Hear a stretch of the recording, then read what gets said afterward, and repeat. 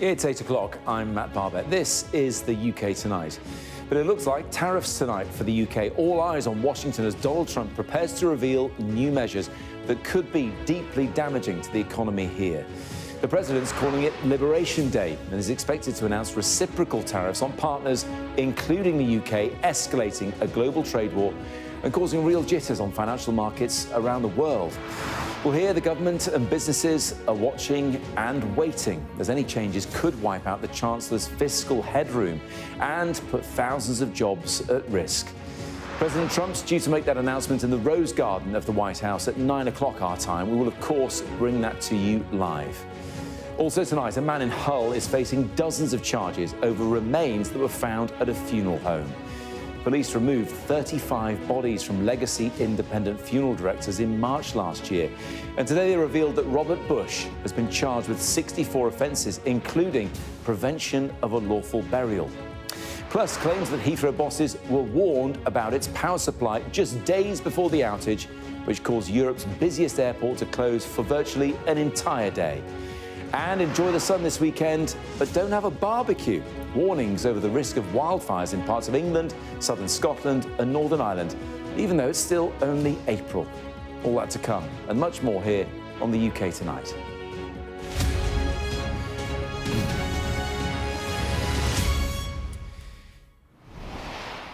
Good evening. We start tonight with events across the Atlantic, which will have far-reaching consequences for us in the UK and for the rest of the world. In just under an hour's time, Donald Trump is expected to announce new tariffs on America's economic partners, escalating a global trade war and sparking even more nervousness on financial markets around the world. He's calling it America's Liberation Day, and we're already hearing reports of what he'll say, with claims that he's going to announce a 25% tariff on foreign cars and car parts. Let's go straight to the White House. Our US correspondent, Mark Stone, is once there. Mark, you once said that tariff is the most beautiful word in the dictionary, but a lot of people here are going to be worrying about what he'll say in about 45 minutes' time. Yeah, he was due to announce all this yesterday. There was a plan initially a few weeks back that April the 1st would be the day when all this would happen. But then Donald Trump said himself that he didn't want anyone to think it was an April Fool. And so he moved it to April the 2nd, because for him, this is no joke. And for countries around the world, it is no joke either. It is incredibly serious. Donald Trump loves a show. A few moments ago, I saw some White House staffers on the roof of the part of the White House you probably just about make out behind me, which is the press room. The other side of the press room, just next to the Oval Office itself, is the Rose Garden. I think the staffers were on the roof to get a sense of the choreography of what we will see unveiled in the Rose Garden in the next hour. All Donald Trump's cabinet, we understand, will be there. I imagine there will be friendly industry leaders there as well, all gathered with the media to hear what Donald Trump will announce. I think it's worth stressing just how unusual it is that such a massive shift in America's trade policy is to be announced, and yet we still don't know, with just an hour to go, what those changes will be. We don't know, but nor does industry and nor do governments around the world. Now, from a British perspective, clearly this is huge. I know that for many weeks, British officials here in Washington have been working as hard as they can, pulling all the levers of that special relationship, hoping that they would be able to find some sort of a carve-out. I think it has become increasingly clear over the weeks that was not necessarily going to be possible. I think we should see Liberation Day, as Donald Trump is calling it, as the beginning of a process. I think countries are accepting now that they will all face tariffs, and that almost in a sense Donald Trump needs to have his moment. He loves these moments. He loves to be able to exert control, to be the one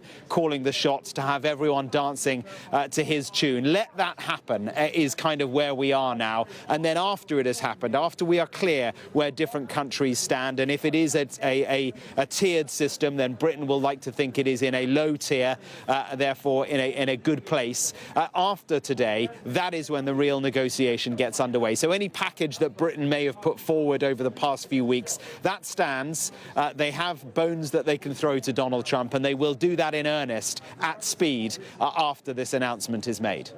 Mark, thanks very much indeed. Liberation Day there, Deliberation Day here. So let's dive into the numbers in a bit more detail. Our economics and data editor, Ed Conway, is here with me in the studio. You know what, Ed, a year ago when we were anticipating the US election, trade deficits weren't exactly at the top of everyone's list of things to talk about, yet here we are. Here we are, and trade in general as a topic is generally seen as desperately boring. You know, it's about the most boring part. You can say that. Yeah, well, I mean, I love it, but nonetheless, it's esoteric stuff. And yet he's taken it and he's turned it into almost Hollywood, nail-biting stuff. And I think part of the reason for that is no one knows for sure what's going to happen tonight. There have been little bits of things coming out, but the big picture, the big numbers, we just don't know about. And the upshot of all of that, I'll show you a few charts, is the amount of uncertainty that's out there, just sheer uncertainty about what's going to happen, is at a fever pitch. It's the highest it's ever been. I mean, this chart, there's various ways you can measure uncertainty, but what that's showing you is just how much are people kind of talking about this stuff, fretting about it, particularly in newspapers. You can see a spike over there in the first Donald Trump presidency and during COVID as well. But just look at what's happened in the last few weeks. So that's hit the highest level it's ever done. And part of the reason for that is the stakes are so high. And there's been this discussion about reciprocal tariffs. What does that mean? It basically means the US has a certain level of tariffs, other people have a certain level of tariffs, and what Donald Trump is saying, if yours are higher than ours, then we're going to be raising ours so it's at least fair. The issue here is that the question is kind of what are you measuring that based on? Yeah. So if you're measuring it just on the tariffs that other countries actually charge on the US, so this is the differential between our tariffs, for instance, and the US's, and actually our tariffs are lower than the US's tariffs on us. Look at that over there, kind of minus 0.3. But add on something which a lot of people would say this has nothing to do with trade, but a lot of people, but add on VAT, and then suddenly the picture is totally different. And all of a sudden, the UK looks like it has massive trade barriers against the US. And so I think these are the things that are being deliberated about at the moment and are under discussion. But the consequences, I'm going to just zip past this chart here, because the consequences are enormous. So this again is just the historical picture, and the higher that line is, the higher the tariffs are. So and then the one coming down for decades, isn't it? And that's the story of globalisation. So the story of globalisation is ever since the 1930s, Smoot-Hawley was that famous moment where tariffs went up really high, helped contribute to the Great Depression, according to economists. That line has just gone down and down and down, and America has helped to bring that down. It's already up a little bit as a result of the tariffs on China and on metals, aluminium and steel. But if, and this is still an if, he goes all out with these tariffs that we've heard so much about potentially today, then you could see that line heading to basically unprecedented levels. And we'll update all of this when we actually have the data through. But I have to preface that by saying we're not sure when the actual numbers are going to come out. We know that we're going to hear from the president at the top of the next hour, but whether he's going to have the detail and how soon it takes for the actual numbers to come through, no one's entirely sure. Or what they will hit and when they might hit. Because, you know, in terms of our economy in the US, there's a balance in products, at least when it comes to trade, isn't there? Services a bit out of whack, but products, by and large, balances out. Yeah, but when you look at the amount of stuff we send to America and the stuff that they send to us, it's more or less the same, exactly. There's a trade balance. That's not the case for Europe. It's not the case for Germany. It's not the case for Ireland. And that's why there is a chance that he looks differently at the UK than he does on for instance, the EU. We're not part of the EU. Were we still part of the EU, then we would be lumped together because that's a single trade policy. But again, the question is which of these things he's most kind of motivated by. And the background, I mean, the other background to this is that what's he interested in? He's interested in the fact that the US has deindustrialised. You know, you've got millions of people who used to work in cars and steel making in the old industries in the Rust Belt who have lost their jobs, partly because some of those jobs have gone to China. And it's partly to try to reverse that he is doing this. And a lot of people say, well, that's a legitimate conversation to have because the global trading system hasn't been behaving in a particular functional way. It's the way that he's choosing to do it, which is, I think, aggravating so many people in an aggressive way and in a dramatic way. But like I say, you know, if it brings people to talk about economics and trade, then to some extent... It's all good. Ed, just final question for me. That whole thing about sales tax, VAT, in this country is incredible.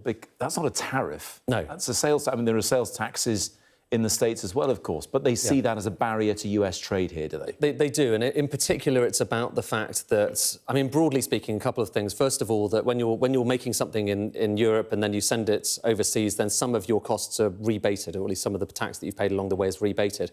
That's just the way that VAT, the structure of the tax system works.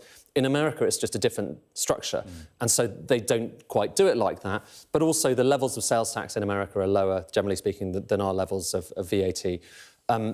Almost every economist you ever choose to talk to would say it's laughable to compare one to the other. But I think we're in that twilight zone where that kind of evidence isn't necessarily kind of forming a part of this judgment. And the judgment is to be dramatic, and the judgment is to get a response.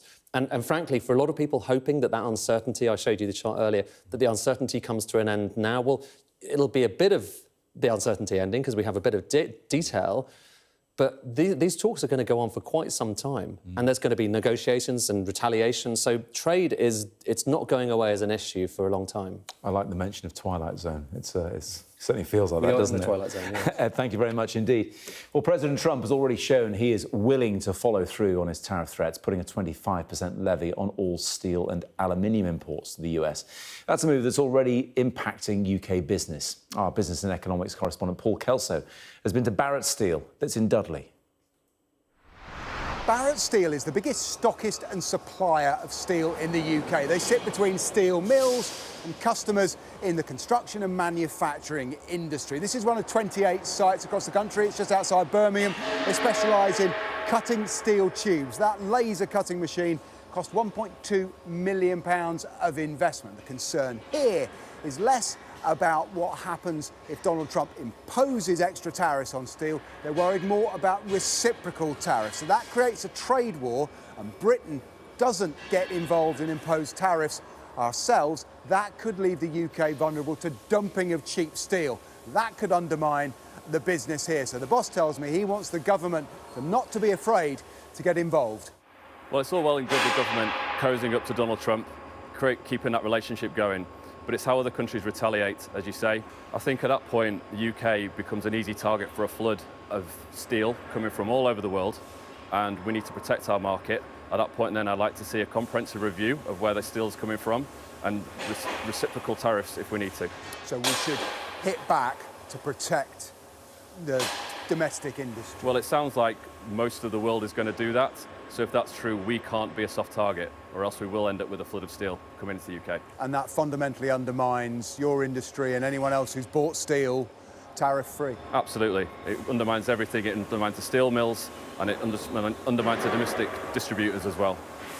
And that's huge for the British economy, right? Construction and manufacturing is fundamental. Yeah, absolutely. It weakens confidence considerably. So they'll be watching very closely what Donald Trump has to say this evening here, not least because Barrett Steel buy and sell 2,000 tonnes of steel a day. That leaves them hugely exposed to fluctuations in the global steel market. They know demand in the UK for the product is already soft because of concerns about the economy. If they're then undermined by cheap steel when they've already paid for steel stock at higher prices, that is a perfect storm. So they will want to see government standing firm, standing up for British businesses. That was Paul Kelso in Dudley. So as we've been hearing, Donald Trump is reportedly going to announce a 25% tariff on cars and car parts from overseas. As a consequence of that, the Institute for Public Policy says more than 25,000 jobs in the UK car industry could be at risk. Joining me now is Jim Saker from the Institute of the Motor Industry. Jim, it's good to see you. Good evening to you. There are already effects of this being felt, aren't there?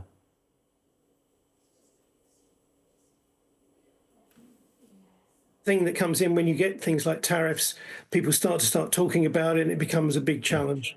The industry becomes worried, and there's less of a real kind of bite and interest in investing in the industry. Yeah, because the US is a reasonable sized market for certain really famous British brands, Jaguar Land Rover, Aston Martin, the sort of luxury end of things, really. Very much so. The tariffs will hit people like JLR, Mini, Rolls-Royce, Bentley, Aston Martin, probably the most. JLR in particular, because obviously virtually everything they sell is exported, or 80% or 75% of what they actually sell is exported to the US. And that's around about 76,000 cars. So there's a lot of vehicles going out from JLR, and they only export. They don't manufacture in the US. So therefore, they are likely to be hit the most.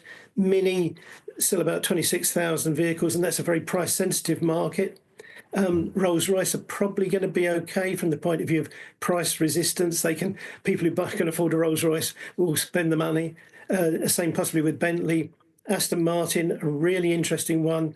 A third of their global sales go to the US. And obviously, one of their major shareholders is Lance Stroll, who happens to be Canadian. So it's a kind of a really interesting mix of those five. Yeah, and you make a good point there. These are British brand names, but most of them these days are not British owned, and some of them even made elsewhere, of course. We all know Mini is Germany-owned, Jaguar Land Rover, Indian, talk about the owners of Aston Martin there, for example. Is there a risk, though, that those international owners think, well, if we want to sell in the US, we better build in the US, and they shift production away from here? It is a possibility. There are sort of 13 manufacturers who actually currently invest and operate in the US. The major four Japanese ones, four of the German manufacturers, they all have got plants in the US. But it's still going to cost an awful lot because obviously the parts world, the whole idea of shipping parts in, repair and that type of materials that you need are going to face these tariffs. And so therefore any car built anywhere, because the tariffs are so broad, can actually have this knock-on effect.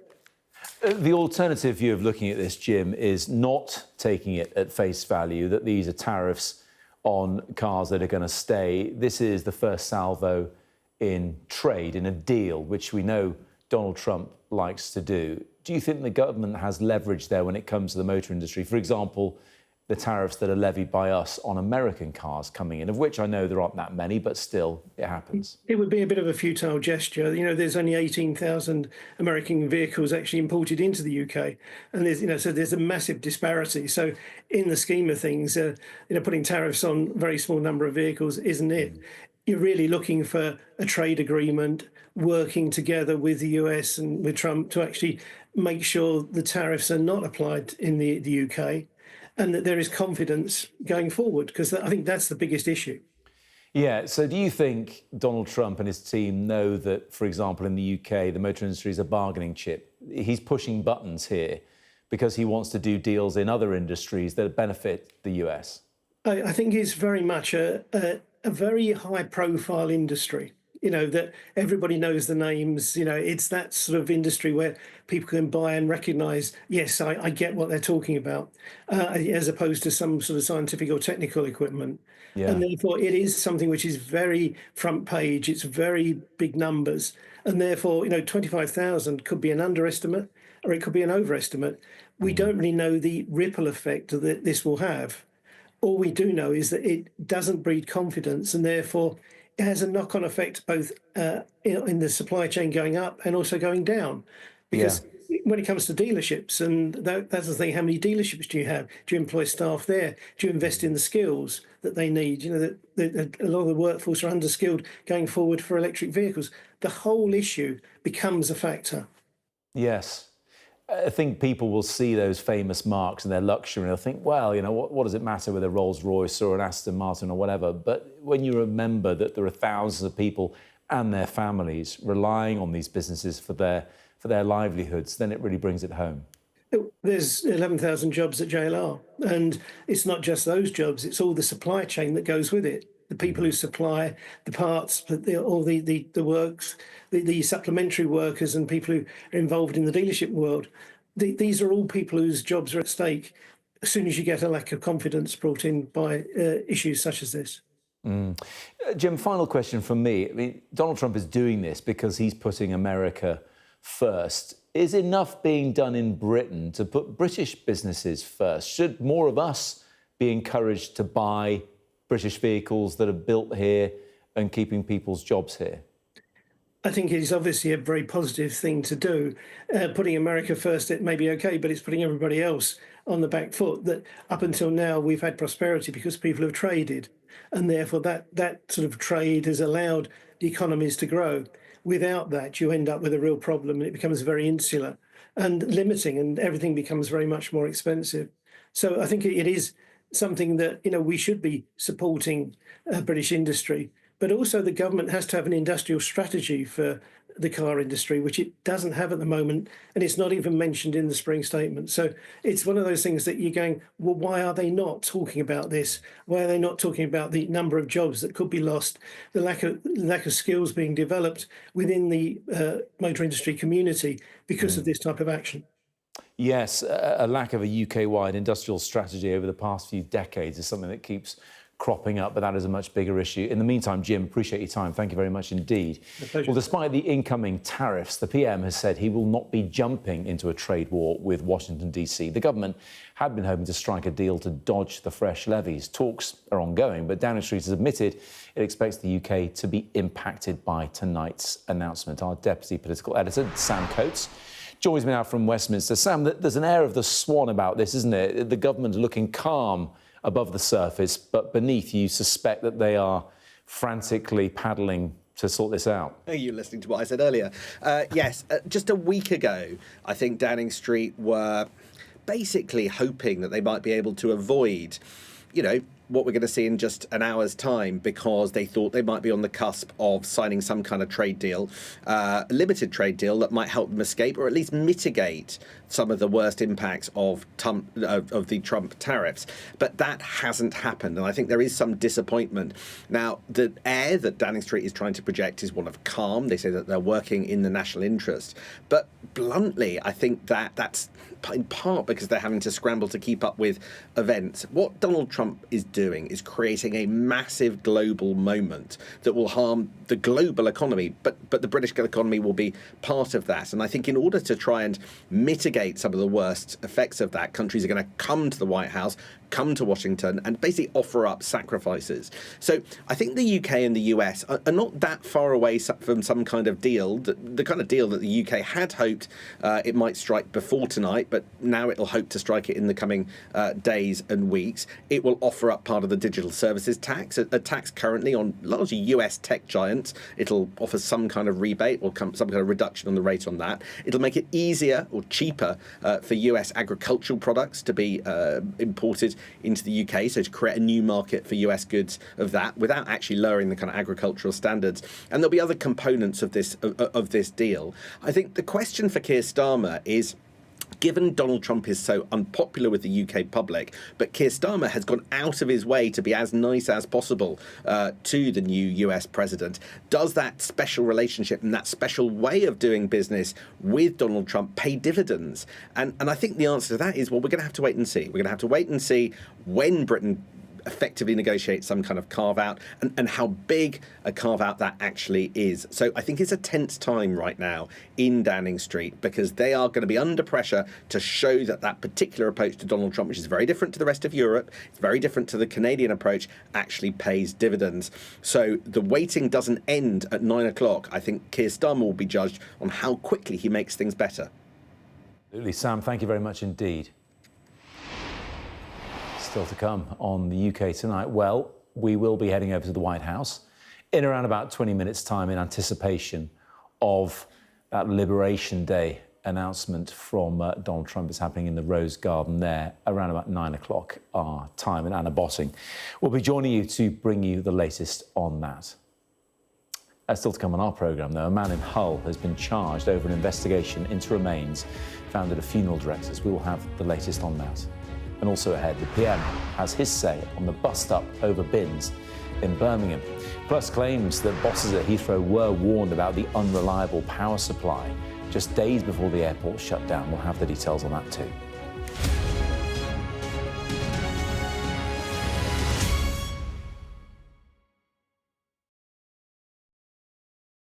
Over there, to your left. There have been airstrikes every day. Hezbollah are very sensitive about us showing any pictures, and we're being hurried away right now. It felt akin to riding into some sort of Armageddon. Many other areas have been hit badly. There are shells coming in every few minutes. Hear that whistle and that crunch? We know that they're coming from the south of the city, where there's a column of Russian armoury. I'm Alex Crawford and I'm Sky's special correspondent based in Istanbul. It's trying to hit us. That's it. It got us then. There's a lot of action going on. A lot of heat still. We were the first journalists and the only outsiders to reach the site of the attack several weeks after it happened. We found from the missile.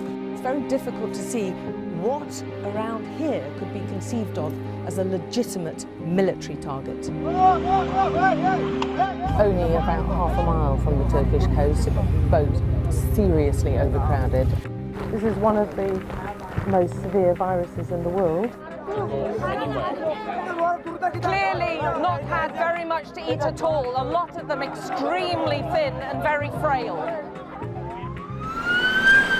Look at that sheet of flames, and that has happened within minutes, and now it's coming from both sides, and it's moving this way. The world's largest falls now down to a trickle in places. I can't imagine how much plastic is lying at the bottom of this huge lake. Oh! Getting up close and personal with a rhino.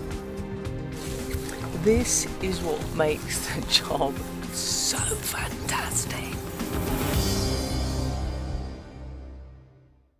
Sky News get the full story first. Is this now all your territory? Yeah. The battlefield is outside the barricades. We are in the middle of a forest, in a jungle really, and they're attempting to keep these men alive. I'm Stuart Ramsey, and I'm Sky's chief correspondent. It's really dangerous. Many people have died riding it.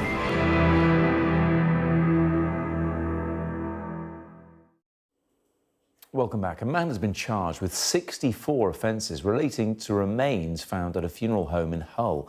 Police removed 35 bodies and a quantity of ashes from legacy independent funeral directors in March last year. Robert Bush, a 47-year-old male and formerly of Kirkella in East Yorkshire, has this morning been charged with a combined total of 64 offences in connection to our investigation. These charges incorporate a total of 254 individual victims. The victims in this case and their families have always been our priority and at the heart of our investigation, and that is where they will remain. Therefore, I ask that their privacy is respected as we move forward through the court process. Our North of England correspondent Shingi Marurike was at that briefing. Well, Humberside Police have called this one of the most protracted investigations they've had to deal with in recent years, and it was actually in March last year, on March 6th, in which they were alerted to issues at these funeral directors, of which have 3 sites, 2 in Hull and 1 in nearby Beverley. And now we now have a significant update on the case, which is that Robert Bush faces 64 separate charges. And just to break those down more closely, they include 30 counts of preventing a lawful and decent burial and 30 counts of fraud by false representation in relation to the deceased recovered from the premises.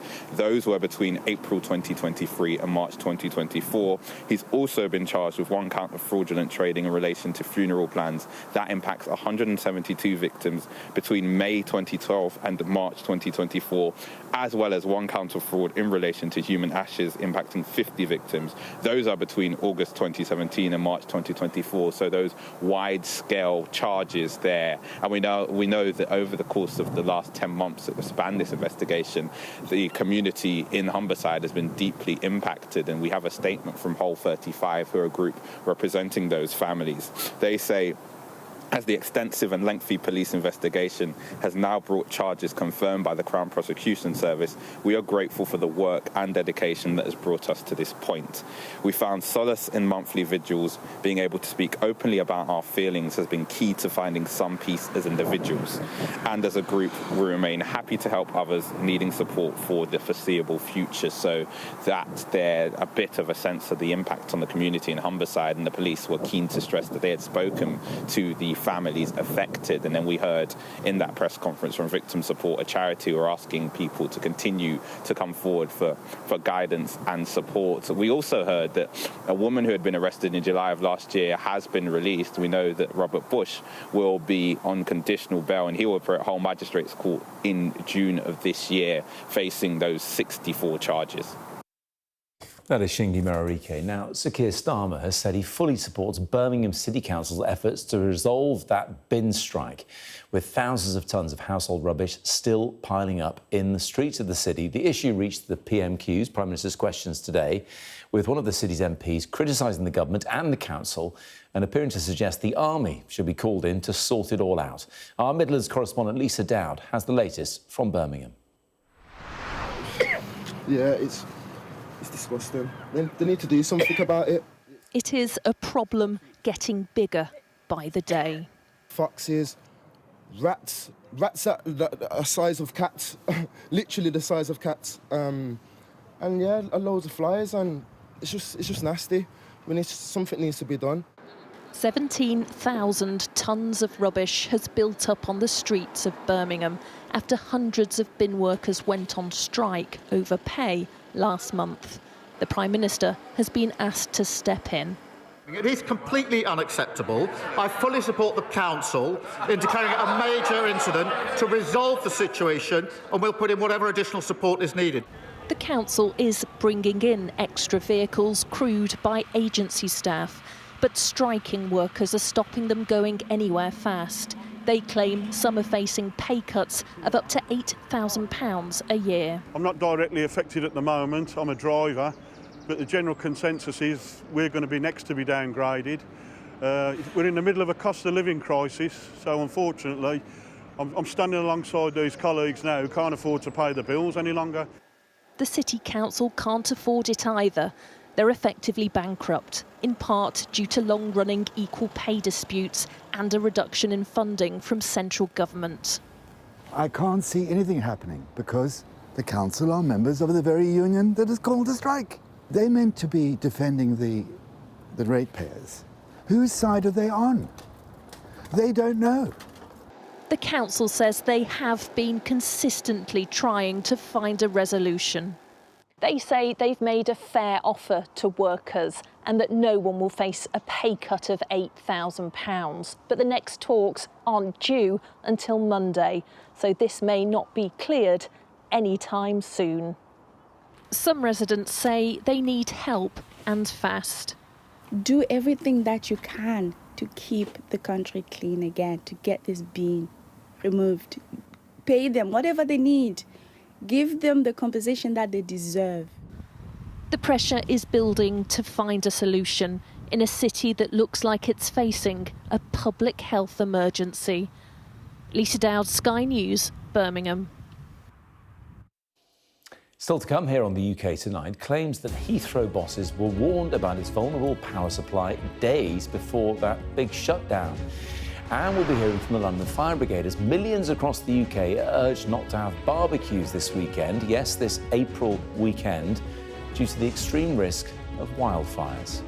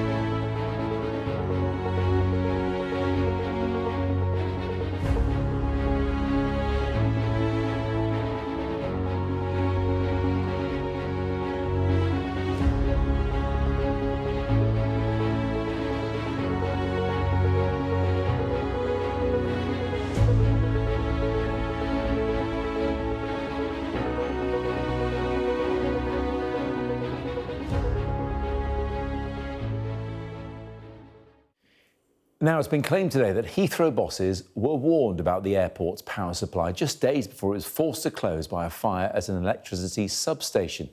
You'll remember that nearly 300,000 passengers were affected when the airport had to close for virtually an entire day back on the 21st of March.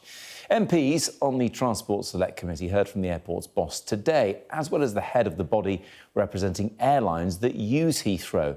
And he said he'd raised concerns about resilience in the days before the outage.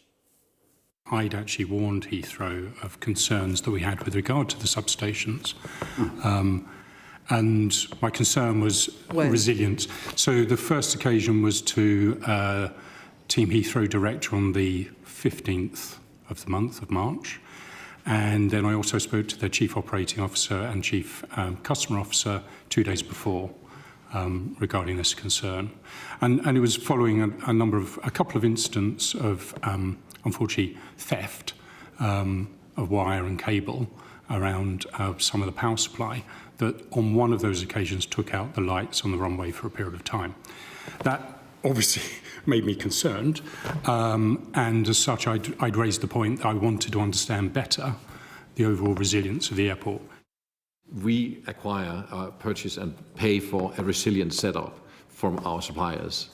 Are we then also supposed to have a setup next to that? Then we would have to have a whole power station at the cost of billions for the airlines at our place. So, but your suppliers are just contractors. Ultimately, you're responsible for running off the airport. It's up to you to make sure the contracts you have with your suppliers are correct. You can't just say, well, we're passing this on to our suppliers.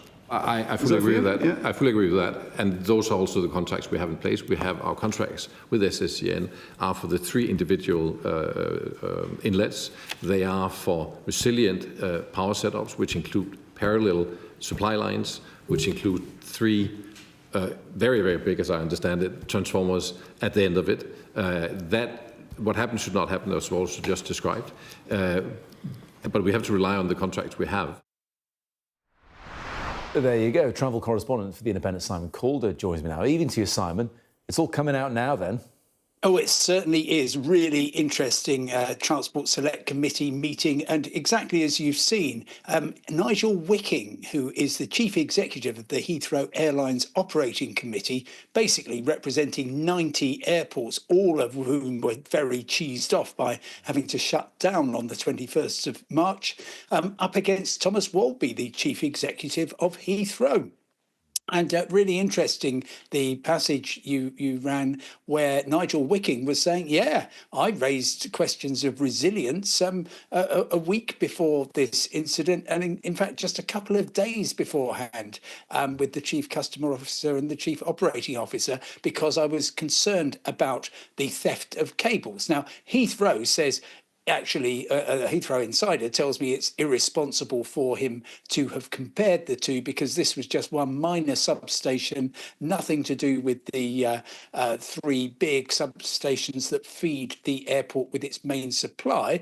A lot of us thought, so, hang on, if it's affecting the runway lights, that's quite serious. Yeah. But the airport's view is that this is just a sideshow, and they spent most of the morning session today just explaining that this was a safety issue, that they did the absolute best that they could, but they were dealt a lousy hand by the power companies who were also represented. Things down the line a little bit. One thing Nigel Wicking did say is that passengers passing through Heathrow pay some of the highest surcharges of any airport in the world, so you would expect they would get the highest service, and he seems to suggest that's not the case.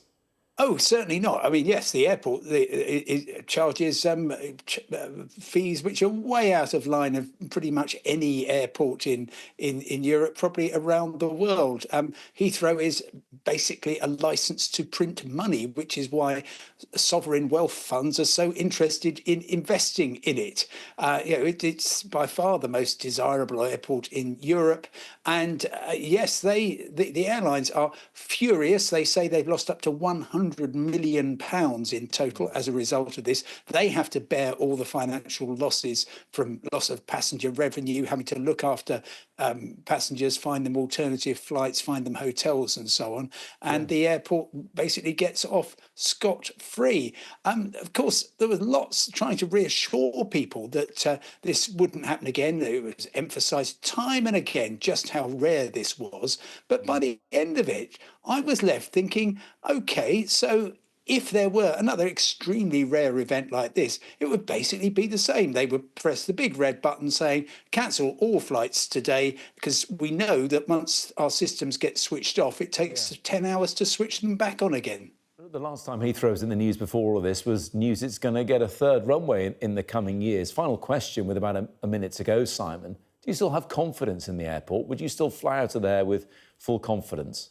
Well, look, Heathrow is overstretched, and Thomas Walby, the chief executive, took great pains to explain just how full it was, and therefore resilience was very difficult. But it was also a bit of a pitch for, please give us the third runway, and that means that if things go tango uniform, that's not the exact phrase that he used, again, then we will find that we have a bit more scope to deal with it. But I'm not sure how well that resounded with the MPs who were watching. But yeah, I mean, Heathrow is in many ways a good airport, extremely well connected, and lots of people want to fly in and out of there. Many other airports, though, are available. Certainly are. Simon, thank you very much indeed. Thank you.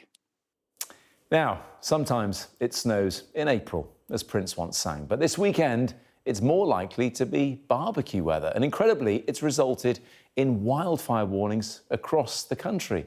This was the scene in the Kilpatrick Hills near Glasgow last night, where firefighters tackled a series of blazes. And the Met Office has issued an amber warning for fire severity across parts of England, southern Scotland and Northern Ireland too. The authorities are urging people to act responsibly and not to have barbecues or light fires outside as temperatures peak this weekend. Group Commander for the London Fire Brigade, Stuart Gordon, joins me now. Stuart, have you ever heard of this kind of warning this early in the year? Good evening, Matt. Yeah, no, this is quite interesting for us, but we do recognise that the temperatures are changing, the seasons are moulding in different ways, and what we're looking to do is just make sure that people fully enjoy the sunshine, but doing it responsibly. Yeah, it's the kind of thing that, you know, given July or August, we had a dry summer, you would be fretting about that in the fire service. But for it to come now, look, we've had a spate of dry weather, but it hasn't been that long since it was pouring down. It was pretty wintry out there. So it must be catching you by surprise and your colleagues. No, not really. It's one of those things we prepare ourselves for all kinds of eventualities. And this particular collection of things, certainly with wildfire, we're always dependent on the weather. And what we've had is a prolonged period of dry weather. And then as we head towards Friday, where the temperatures are rising, we've got quite high temperatures, quite a lot of wind, and this is why we're looking at the public to support us within it, because these are the type of incidents that don't necessarily come from a naturally occurring wildfire. This is where the public are involved in it. So quite often these are caused by accidental means. So as you rightly say, it's about recognising how we use barbecues, and we're encouraging people not to use the disposable barbecues and just to see what they can do with it so that they can continue to enjoy the outside space and the weather that we've got. Let's be a little bit more responsible about how we dispose with our rubbish, because that creates further fuel for the fire, and how we dispose with our cigarettes and matches, because it's the ignition source in these kind of conditions that create the problems for us. Stuart, I'm keen to just dig in a little bit to when you've dealt with fires caused by barbecues before. What are the sort of usual signs? Is it they're too near to rubbish? Is it it's been a windy day? Is it all of the above? There's a combination of pieces within that. So the initial piece is around that disposable barbecue element. Because of the very nature of the way they're put together, they're quite often put on the floor without correct protection around them. So we would encourage people not to use the disposable barbecues because they create too much of a risk for us, and they retain the heat so that when people have finished eating, that heat is still there and it creates a risk. But if we go back to general barbecue safety, we'd be looking to make sure that the barbecues are on a nice flat surface, up off of the floor so that we don't bring into contact with other ignition sources and away from fences and garden vegetation, because we all want you to enjoy the barbecue, but just making sure that you can enjoy it without creating an accidental source of fire for us. Yeah, you don't want to set your fence on fire if you can help it, do you? Stuart, appreciate you taking the time, even though it is April still, of course. Thank you very much. Thanks, Matt. Well, that is all a bit earlier than normal from the UK tonight. Coming up next, we will be heading to Washington, where the US President Donald Trump is due to unveil that raft of new tariffs. He's calling it Liberation Day, but the UK and the rest of the world is bracing for the potential impact. Anna Botting will bring you that shortly.